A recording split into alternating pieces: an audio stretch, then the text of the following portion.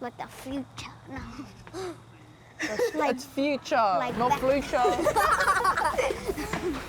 Today we're going to be talking about an Aotearoa Hou. Oh, go for it. Now, you fellas are supposed to make me look like Rachel Hunter in those cameras. I want to see more opportunities for our whānau to celebrate their communities.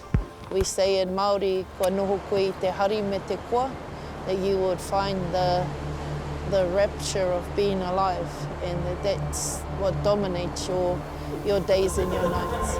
Less fear from non-Māori of our culture. Just pure happiness. Kia ora, one word. Well-being to all. The sound of our children running free is the epitome of Aotearoa Hou to me. Heaven on earth, my brother.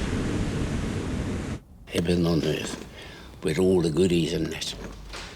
You know, in all the shape and form. Yay! Where do you see yourself in the picture?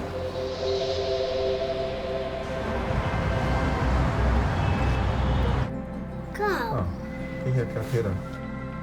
Go whatina, you stay at the back of the food bar. Having better outcomes for not only Māori but Pākehā involves tangata tiriti, tangata Pākehā, tangata tōpū. Vote. It's your right. Nui ake tēnei take i a koe. This is far greater than just you.